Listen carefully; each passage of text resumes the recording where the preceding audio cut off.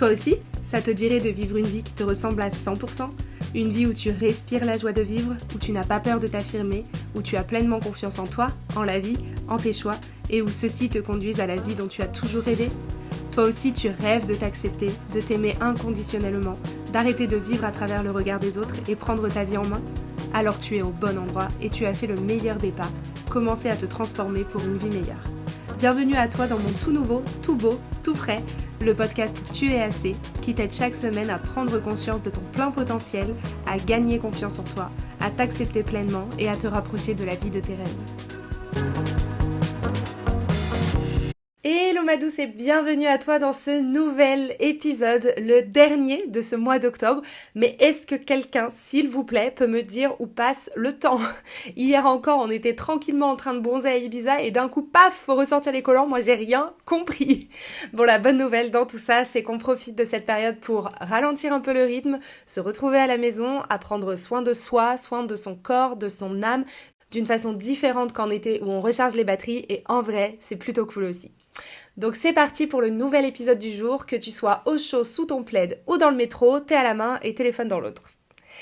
Cette semaine, il me tenait à cœur de revenir sur le rapport que l'on a avec le regard des autres, les pensées des autres et tout ce qu'ils pourraient dire à notre égard. Ça faisait un petit moment qu'on n'avait pas parlé de lui et pourtant, il est clairement le point principal de cette guéguerre qui nous empêche de nous sentir sereines, de nous sentir apaisées et indépendantes de toute opinion différente ou autre que la nôtre.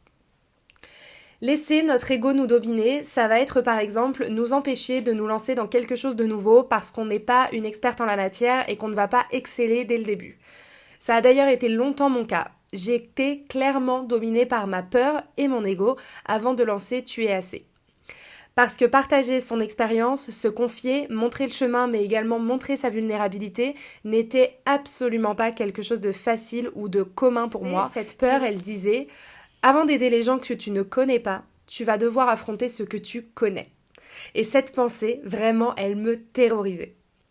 C'est donc la raison qui faisait que je restais dans mon coin à envisager avec des si, jusqu'au jour où aider est devenu plus important que le jugement qu'on allait pouvoir émettre, car ma mission, le fait de me savoir utile, comptait désormais plus que tout. Les copines, encore une fois, peuvent en attester au nombre de notes vocales que j'ai pu leur faire tellement longues, c'était incroyable. Bref.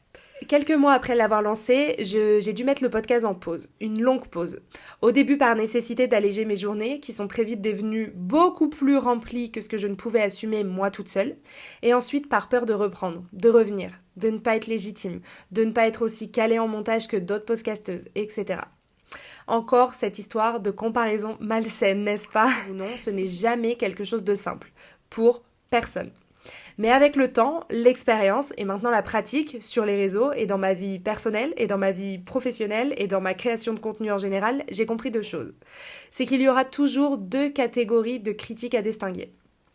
La première, c'est celle des gens qui t'apprécient, qui apprécient ce que tu fais, le message que tu véhicules, bref, qui te suivent et qui sont derrière toi et qui ont sincèrement envie de t'apporter leur soutien et leur avis en toute bienveillance dans le but de t'aider. Elle était plus que bienvenue. C'est celle qui nous aide à faire un pas de côté pour prendre du recul. C'est celle qui ranime notre créativité et qui nous pousse plus loin dans nos démarches et dans nos actions. Alors, merci à toutes ces personnes qui se reconnaîtront, ces personnes profondément bienveillantes qui existent. Nous sommes très chanceux de vous avoir. Et puis, il y a l'autre catégorie, celle qui fait passer la critique pour une mauvaise chose parce que dans leur bouche, ça sonne comme mauvais. Eux, ce sont la critique des pas constructifs, des pas gentils, des pas bienveillants, des pas capables de faire ce que tu fais, mais qui sont quand même contents de donner leur avis que personne, absolument personne, n'a sollicité. Ouais, je te l'accorde, c'est un titre un peu long, du coup, on pourrait juste l'appeler la catégorie des rageux ou des jaloux au choix, c'est toi qui décides, je te laisse choisir. Dans l'épisode numéro 23, justement, on parlait des personnes qui se comparent et qui vont avoir un comportement toxique à ton égard. Encore une fois, si tu n'as pas la ref, vraiment, je t'invite de tout mon cœur à écouter cet épisode, tout plein rempli d'exemples pour illustrer mes propos. Ces mêmes personnes qui vont se faire une joie de t'envoyer un bon petit pic là où ça fait bien mal en plein cœur, juste comme ça, mais c'est pour ton bien, tu sais, ma bichette. Quelqu'un qui commence sa phrase en disant que c'est pour ton bien signifie dans 4 cas sur 5 que c'est le contraire qu'elle espère. On est ici sur de la fausse bienveillance, de la jalousie et de l'envie déguisée. C'est cette personne qui va chercher à te connaître et qui va ensuite utiliser tes faiblesses pour te blesser dès qu'elle en aura l'occasion, mais toujours de manière passive-agressive, qui fait que c'est toi qui culpabiliseras d'être la méchante alors que elle était là pour t'aider, bichette. Dans ce cas de figure, j'ai envie de te dire que la méthode la plus simple pour faire face à la critique, ça serait de t'éloigner de cette personne, de prendre tes distances pour de bon et de mettre des limites afin qu'elle ne recommence pas de sitôt. Et crois-moi, je sais que parfois c'est beaucoup plus compliqué qu'il n'y paraît car, encore une fois, toi, âme gentille et généreuse que tu es, tu ne vois pas forcément le mal. Tu ne discernes pas le côté toxique de ce mécanisme.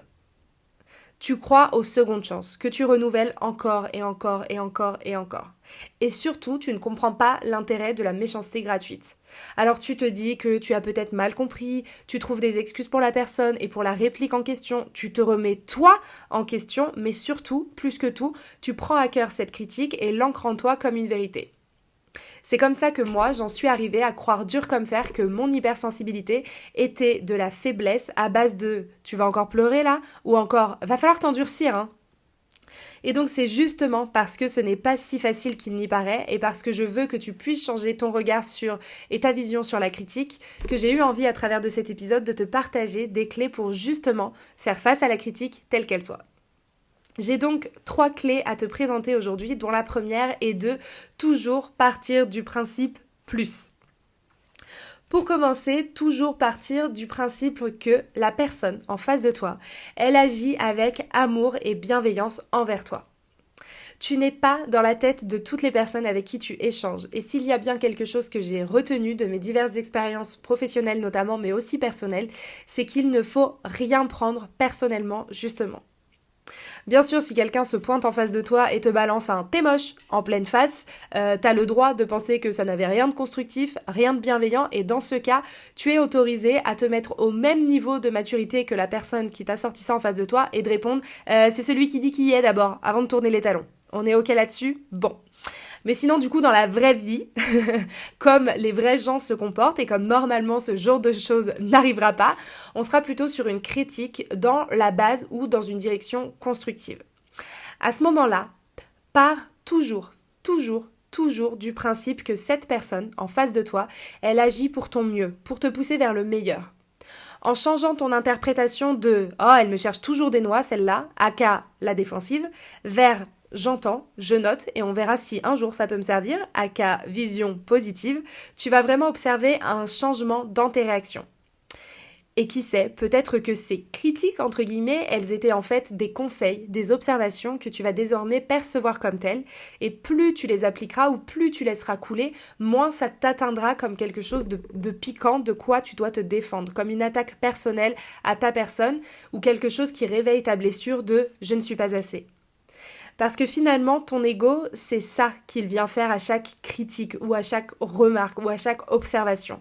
C'est te mettre sur la défensive car c'est précisément ta blessure de ne pas être assez ceci ou d'être trop cela qui se réveille. Le point numéro 2, c'est d'agir avec empathie. Toujours. Agir avec empathie, ça devrait être la base de toute ta vie entière, mais spécialement dans le cas des échanges avec les autres. Je m'explique. Si tu envoies bouler toutes les personnes qui veulent apporter leur aide ou leur avis ou whatever, alors tu vas très vite te renfermer sur toi-même et constituer un cercle de confiance avec toi et uniquement toi-même. Ce n'est pas le but recherché, n'est-ce pas? Prendre confiance en soi et s'affirmer n'a jamais et ne voudra jamais dire se sentir supérieur et se couper de la vie et de la vie des autres. T'as capté le jeu de mots, j'espère. Mais au contraire, si tu agis comme tu aimerais qu'on agisse avec toi, c'est-à-dire te mettre à la place de cette personne et anticiper la façon dont tu aimerais qu'on te réponde dans ce cas de figure, ça va tout changer. Parce que rappelle-toi, on part du principe que cette personne en face de toi, elle est amour et bienveillance. Et cette personne, qu'aurais-tu envie de lui répondre? Qu'aurais-tu envie qu'on te réponde? Le point numéro 1, il va vraiment te permettre de changer ta vision des choses. D'abord, ça va permettre d'adoucir ton rapport aux autres, car partir du principe qu'on te veut du bien va forcément faire grandir ton empathie, naturellement, ton envie d'écouter et de comprendre. À la différence de ton ego négatif, qui lui va seulement chercher à écouter pour répondre, pour se défendre. Et c'est de là que viennent principalement les problèmes de communication, hein. C'est se défendre d'une attaque qui n'était même pas une attaque en premier lieu. La personne alors en face, elle se sent blessée, elle contre-attaque en son tour, le tout devient plus piquant, plus toxique et on arrive à tout un tas de non-dits, des malentendus incroyables, des trucs qui froissent et des au revoir remplis de tout plein de rancœur pour, à la base, une phrase. En partant du principe que cette personne, elle est ta meilleure amie et qu'elle ne souhaite que ton bonheur, faire grandir ton empathie ne va même pas être quelque chose que tu auras besoin de penser, mais c'est quelque chose qui va se faire naturellement.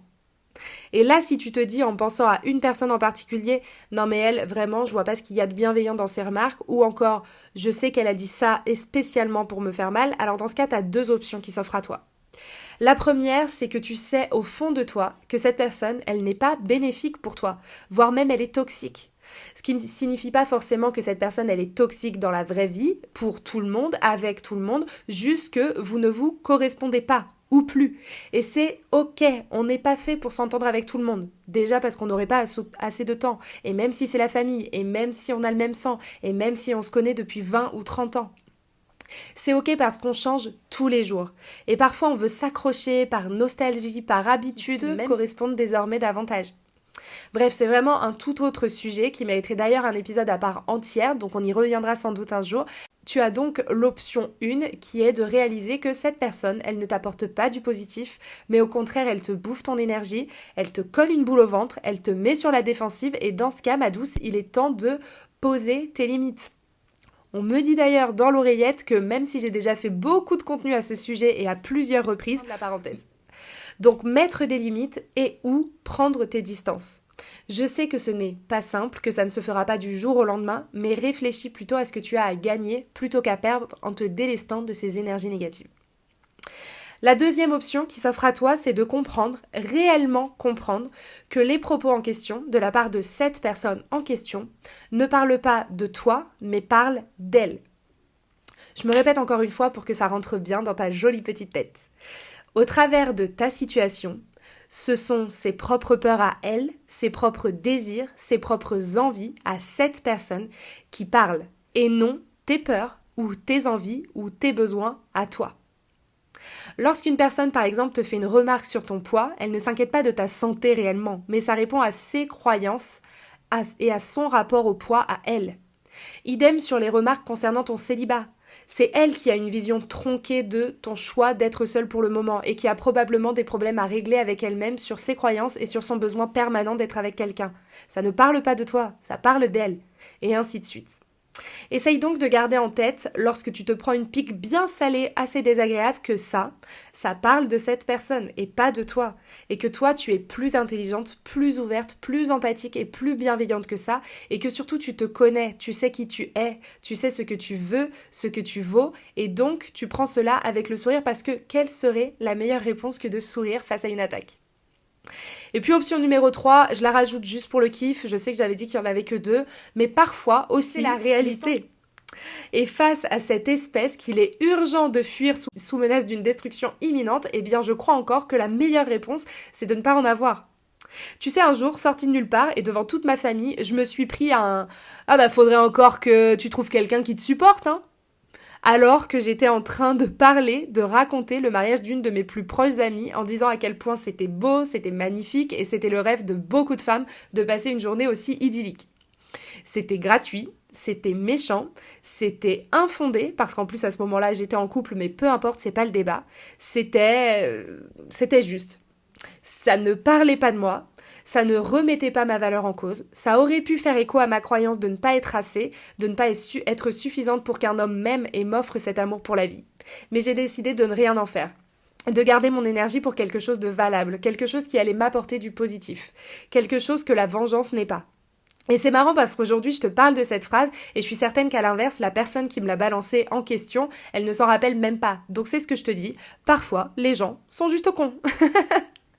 Et on en arrive donc naturellement au point numéro 3, celui dont je te parlais dans le point numéro 1, et ça fait beaucoup de points, celui qui va te permettre de te protéger contre ces 3 types de personnes, les maladroits, les frustrés et les abrutis. Te protéger. Quand je parle de protection, c'est bien sûr de te protéger d'une remise en question permanente face à tout ce que l'on pourrait dire de toi, que ce soit devant toi ou non, et que tu l'apprennes ou pas. Parce que s'il y a bien une chose que tu ne peux pas contrôler, ce sont les pensées des autres, les sentiments des autres, les ressentis des autres, et donc ce qui va en découler, à savoir leurs mots et leurs actions. Tu dépenserais, et tu le sais déjà car tu en as sûrement fait l'expérience, une énergie folle à vouloir contrôler l'impossible, à essayer de garder une main sur tout ce qui ne t'appartient pas. Et ça va alimenter ton besoin de contrôle. Contrôler ton image, ce que tu fais ou ce que tu dis pour les autres et ce besoin permanent qu'ils t'acceptent, qu'ils te valident, qu'ils te valorisent, chose que toi, tu n'arrives pas à faire par toi-même, pour toi-même.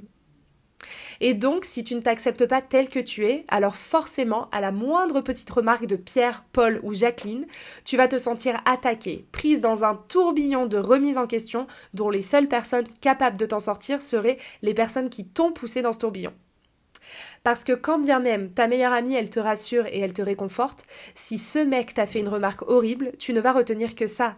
Et tu vas classer cette remarque à l'ordre des vérités, sauf si lui, il s'en excuse platement et qu'il te dit qu'il a complètement changé d'avis. Tu comprends en m'écoutant qu'on a deux problèmes ici. Le premier problème, c'est que tu donnes un rôle à des gens extérieurs, qui devraient en réalité être ton rôle à toi.